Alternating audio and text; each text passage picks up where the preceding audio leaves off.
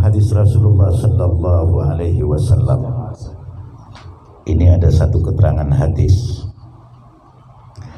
Qala Abdullah sa'altun Nabi Sallallahu Alaihi Wasallam. Ini Abdullah pernah bertanya kepada Nabi, ayyul amali ahabbu ilallah, amal apa yang dicintai oleh Allah? Qala Rasulullah Sallallahu Alaihi Wasallam bersabda, as-salatu ala waktiha, solat tepat pada waktunya. Qala summa ayu, kemudian dia tanya lagi, kemudian apa ya Rasulullah amal yang dicintai oleh Allah?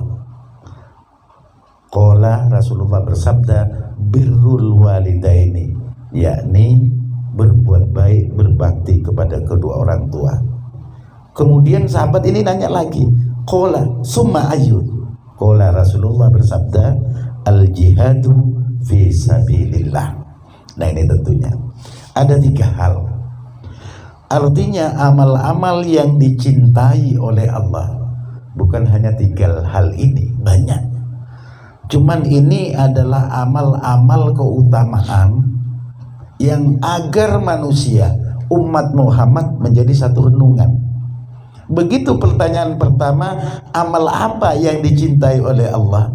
Sholat tepat waktu, sholat on time, tepat waktu. Nah kenapa kok sholat? Apakah yang kedua berbuat baik kepada orang tua, jihad kok diurut begitu? Tidak. Sebenarnya amal ini sama-sama dicintai oleh Allah. Cuman kalau sholat ini kan hubungannya kepada Allah. Kalau berbuat baik kepada orang tua, ini untuk orang tua kita. Jihad fisabilillah ini juga selanjutnya. Pertama adalah sholat tepat waktu. Kenapa Rasulullah menekankan agar sholat tepat waktu? Dan itu menjadi satu kecintaan Nabi. Andai kata sholat tepat waktu ini tidak dicintai oleh Allah, tentu manusia akan ngomong seenaknya. Misalnya sudah adzan di masjid, di musola sudah ada orang ditanya, ayo kita ke musola atau ke masjid, dia akan ngomong, lagi 1 jam saya lagi sholat. Satunya ditanya, saya lagi 2 jam mau sholat. Satunya lagi 15 menit. Sehingga masjid dan musola akan sepi. Karena apa? Alasannya masing-masing nanti dan nanti. Karena inilah penekanannya, maka sholat tepat waktu sangat dicintai Allah. Supaya apa? Karena sholat ini memang kewajiban yang ada waktunya. Kalau tidak tepat waktu resiko. Nanti sholat duhur habis maghrib, nanti sholat isya tahu-tahu habis duhur. Inilah kadang-kadang manusia ini karpe dewe. Nah dengan ditentukan waktunya, punya kesadaran mental, punya kesadaran spiritual agar dia bertindak sesuai dengan aturan. Kadang-kadang kan ada nanya, kalau yang kemarin saya katakan sholat khusyuk, ada yang nanya apakah sholat saya ini diterima oleh Allah. Kalau persoalan kita sholat, yang penting syarat rukunnya dilaksanakan, itu sudah bagus. Karena kadang-kadang kita sholat ini pikirannya akan kemana-mana. Tapi itu lebih bagus ketimbang kita kemana-mana tidak sholat, kan begitu. Ini lebih bagus, Mas. Pertama, orang untuk dikatakan diterima, saya tidak menjawab. Tapi sholat yang sesuai rukun, syarat sholat. Pertama, minimal konsentrasi kita kepada saat melakukan sholat. Artinya bahasa saya fokus. Begitu kita sholat supaya pikiran tidak kemana-mana, kita sholat seakan-akan kita berhadapan dengan Allah. Contoh sederhana begini, kalau kita datang ke kantor lurah ingin menghadap Pak Lurah, masa sampai di kantor lurah kita ngerokok basbus di kantor, kaki di atas meja, lalu naik ke meja, atau makannya Pak Lurah dimakan sampai habis. Nah ini tentunya Pak Lurahnya pun akan marah, dan juga kaur-kaur yang ada pun akan marah. Nah begitu juga kita menghadap Allah, sholat, kita fokus sekarang posisi kita ini adalah berhadapan dengan Allah. Untuk fokus melaksanakan sholat, memang saat takbir ini sudah ingat Allah, ini sudah bagus. Begitu Allahu Akbar, niat di sana ada, dan fokus kita tidak ingat siapa-siapa, ini sudah masuk hitungan khusyuk tahap awal. Begitu Allahu Akbar, kadang-kadang ingat tetangga, ingat sebelah, macam-macam, ini otomatis tidak terekam positif. Begitu ingat Allah, dan lagi untuk kita bisa fokus, paham maknanya. Di sana inna sholati wa nusuki dan sebagainya, kita pelajari pelan-pelan, pahami maknanya. Kalau tidak paham itu cukup berjamaah. Nah, jamaah kan hanya ngikuti imam, tanggung jawab di supir. Makanya sering saya katakan, kalau jadi supir di masjid itu harus hati-hati. Karena apa? Tanggung jawab penumpang jamaah yang cukup banyak. Saya selalu ngomong begitu kepada teman-teman. Agar apa? Agar nilai kita di sisi Allah ini luar biasa. Itu sholat tepat waktu adalah amal yang dicintai oleh Allah. Nah, karena saya bekerja tidak tepat waktu, yang penting sholat kita tidak habis waktu. Kalau habis waktu namanya qadha. Apalagi malam melek, tahu-tahu begitu tidur jam 2, tangi-tangi jam 8. Ini bukan tepat waktu, tapi meleset waktu. Begitu sholat subuh, usolli fardhu subha, mantap suaranya.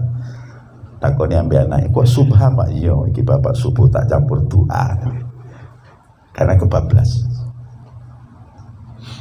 Sehingga sholat tepat waktu ini memang sangat dicintai oleh Allah. Karena apa? Sholat ini adalah media kita. Kalau kita ingin dekat dengan Allah, kita harus melaksanakan sholat. Kalau orang tidak sholat, ini tanda imannya juga kurang.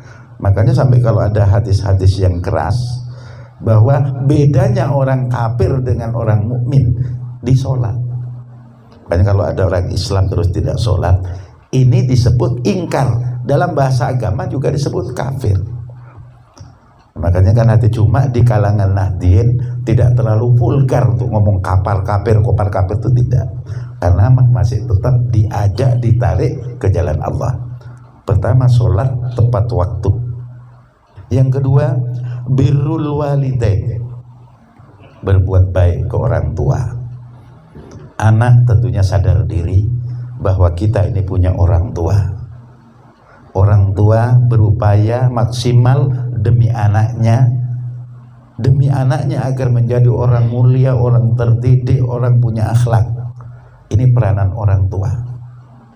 Sehingga begitu dewasa kadang-kadang mentang-mentang, begitu dia punya pangkat mentang-mentang ke orang tua. Ini naudzubillahi min dzalik. Karena apa? Disebut di sini bukan berbuat baik, tapi birrul, betul-betul kita bisa berbuat baik kepada orang tua. Apalagi ibu. Ibu ini 3 kali dari bapak. Cuman jangan disalahpahami. Karena ada orang tuanya ngajak anaknya Jumatan di masjid.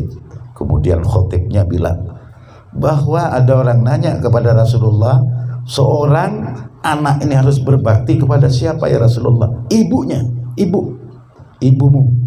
Yang kedua ya Rasulullah, ibumu. Yang ketiga ya Rasulullah, ibumu. Selanjutnya ya Rasulullah, bapakmu. Begitu pulang dari masjid, si bapak ini kan bawa anak SD kelas 6. Ngomong, tadi di masjid bagaimana khotib bilang, yang dihitung berapa berbakti ke siapa? Ibu, pak, lagi ibu, lagi ibu. Piro 2 ibu? 3 pak. Nah, si bapak salah tafsir, ngomong ke anaknya begitu. Akhirnya ngomong ibu mulai yongkole bahwa bapak itu 1, ibu berbakti 3. Iya pak. Begitu sampai rumah ngomong ke ibunya. Akhirnya ibunya yang mesti, "Endi bapakmu tak pelindungi." Nah, di sini jangan sampai salah memahami hadis. Ini maknanya intensitas, kekuatan makna bahwa ibu 3 kali dari bapak. Sekarang kita lihat secara logika. Pertama, ibu hamil, bapak tidak hamil. Kemudian ibu melahirkan, bapak tidak pernah melahirkan. Kemudian yang ketiga, ibu menyusui, bapak tidak pernah menyusui. Nah, ini 3 hal yang berat yang ada di ibu. hamil, melahirkan, menyusui 3. Bapaknya tidak ada. Paling ibunya mau melahirkan, bapaknya duduk di luar, ngobrol, merokok, era mari-mari. Ini orang laki. Ngeten ibunya di dalam, paling cuma apa? Merokok lagi. Nah ini suami. Makanya anak lebih berat berbakti kepada ibu karena kualitas beban yang dihadapi orang tua bernama ibu.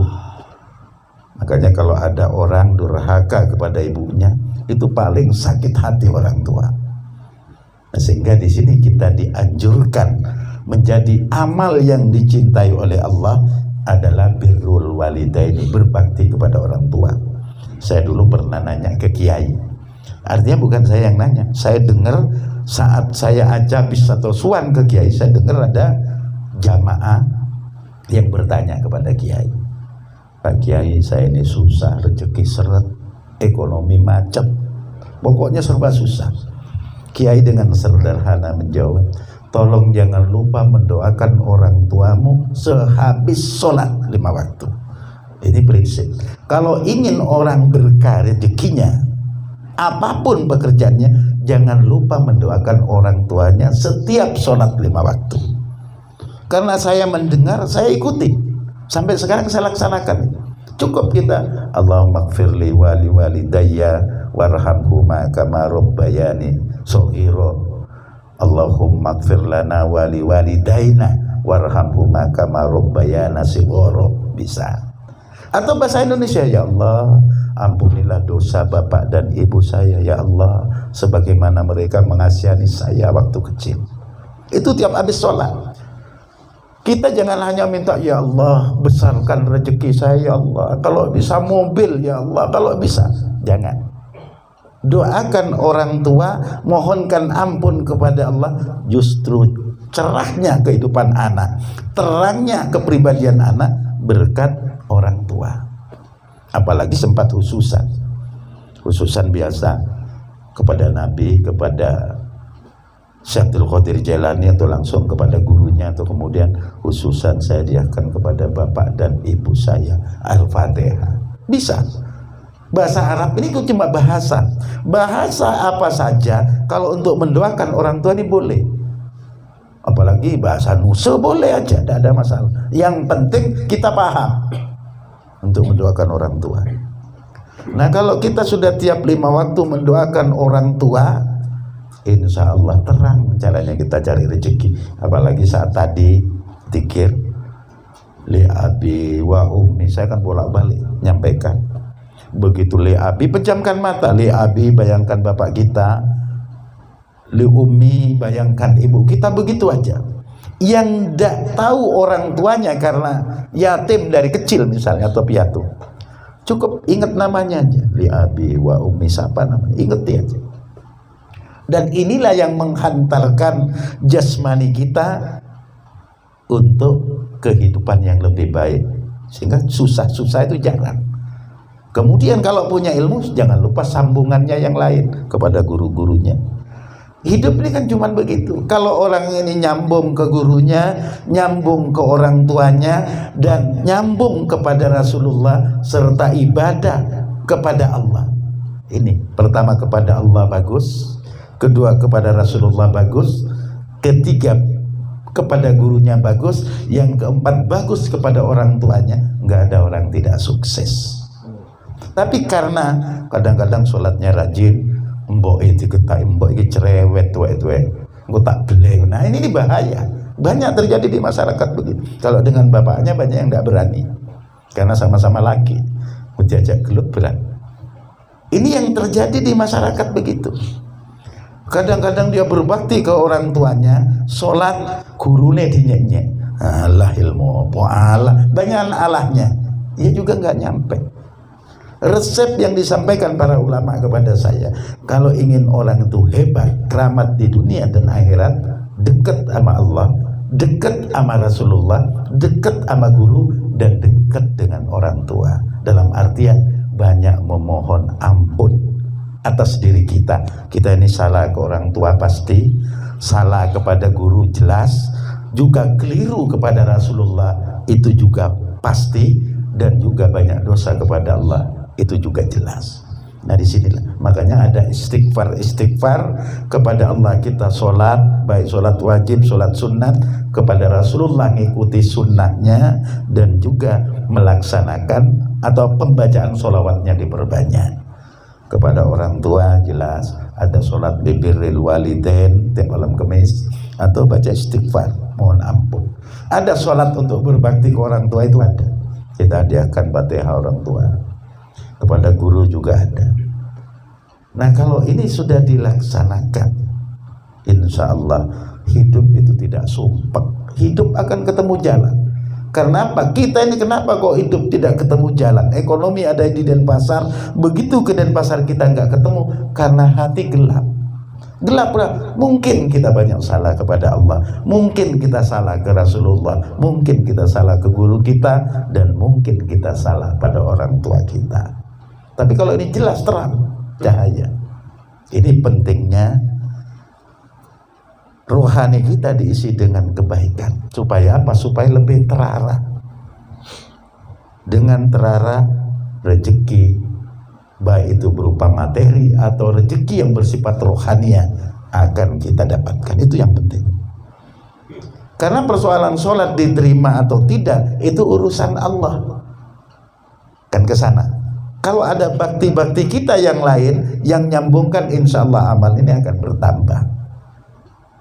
Itu urusan berbakti kepada orang tua. Yang ketiga, al-jihadu fisabilillah.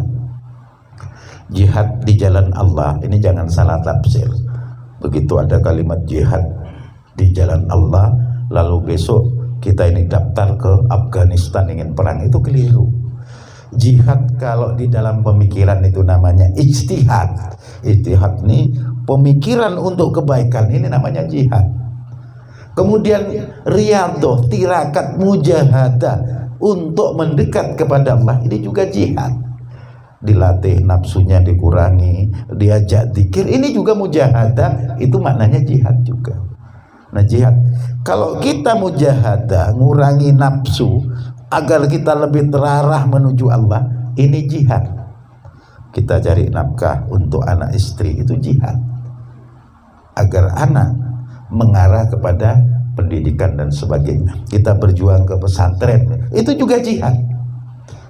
Karena selama ini orang memahami jihad adalah pegang senjata, mateni uang, ngebom uang, itu keliru.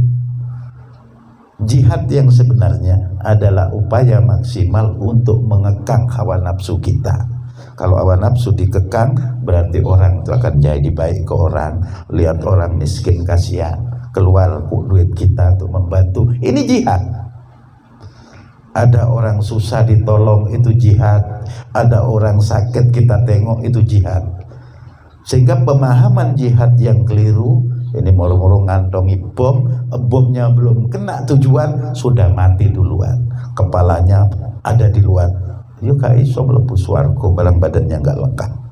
Wong masuk swarga ini yang badannya lengkap, ini dasnya ada di bawah jembatan, badannya separuh ada di pinggir laut dan sebagainya.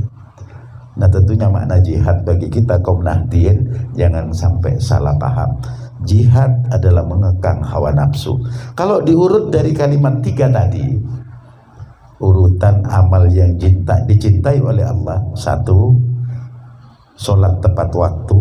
Ini kalau orang sholat tepat waktu ini kan berupaya juga, nafsunya dikekang. Aku ini harus sholat. Begitu ada adzan, dia langsung mandi cepat-cepat berangkat.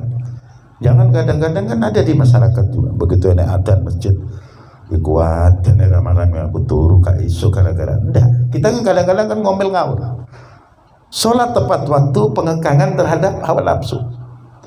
Birrul walidain, berbakti kepada orang tua, juga ngekang hawa nafsu kita. Kadang-kadang lihat orang tuanya miskin, melarat, anaknya duwe pangkat, duwe kedudukan, sok banyak itu terjadi di masyarakat. Apa ne ibunya dan bapaknya wong desa kere terus. Anaknya punya pangkat, bajunya necis, setrikaan.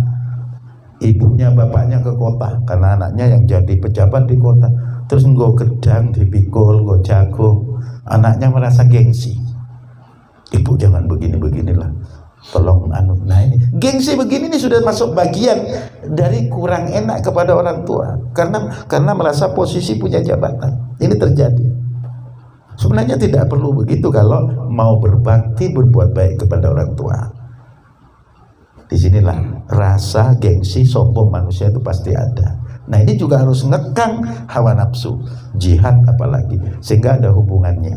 Kalau orang ahli sholat, orang berbakti kepada orang tua dan mengekang hawa nafsunya, dia jauh dari maksiat, tidak mau ngawur, hormat kepada orang, artinya punya akhlak.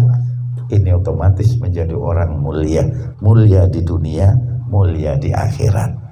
Kalau sudah mulia, otomatis rezekinya juga akan mulia. Rizqun karim, rezeki yang mulia ini dapat dari Allah, barokah mengalir, dan juga akan jadi yang terbaik, sehingga itulah yang disebut keramat di dunia. Keramat ini kan artinya mulia, bukan keramat kuburan disembah, bukan. Karena kadang-kadang memahami syirik ini kadang-kadang manusia banyak salah paham. Saya cerita sedikit. Sebenarnya bahasa-bahasa Jawa, simbol yang dilakukan orang Jawa ini adalah bersifat filosofis, bukan semuanya mistis. Kalau gaya bahasa nanti saya tulis itu di Facebook. Artinya filosofis begini, orang Jawa kalau misalnya bunga setaman ini sebagai pengharum. Bahkan orang kita hanya fokus kepada sirik. Di Amerika melakukan penelitian, orang mandi bunga dengan bunga mawar ini saraf-saraf bisa kendor. Nah kalau di Indonesia kan atus kembang iki sirik, cuma isone sirik. Padahal bunga mawar yang dipakai mandi bisa mengendorkan saraf dan jadi tenang. Makanya banyak spa-spa itu kan ada mandi bunga. Tapi kalau kita ruatan, ini mandi kembang, tidak sirik karang. Nah ini kita ini hanya bisa sekilas. Orang-orang zaman dulu ini bahasa simbolis, filosofis. Kalau dalam bahasa agama tafaulan. Saya katakan tafaulan. Kalau dari gurunya sudah begitu, dari gurunya misalnya dikasih larutan cap kaki 3, si murid tidak akan merubah dengan larutan cap bada, pasti ini terus. Ini namanya tabarukan ke guru. Kecuali yang dikatakan syirik, itu kalau ada hubungannya, bahwa begitu ada bubur macam-macam lalu ngomong, "Mbah, kula nanti tulung mbah, jenengan tulung kula putune niki." Nah ini syirik. Tapi kalau pakai Allahumma, tawasulnya ke Syekh Abdul Qadir Jailani, tidak ada masalah. Sekilas saya katakan, Syekh Abdul Qadir Jailani itu wali. Makanya ada ayam orang Jawa dan ingkung-ingkung itu ada ayamnya.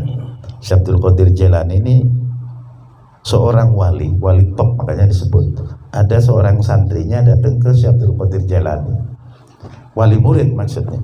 Wali santri ini datang nanya anaknya, "Le, kamu mondok di pondoknya Syekh Abdul Qadir Jailani makan apa?" "Saya makan kasar-kasar, Bu." "Pak, makannya nggak enak." "Terus Syekhnya makan tiap hari makan ikan ayam." Syekh Abdul Qadir Jailani makan ikan ayam.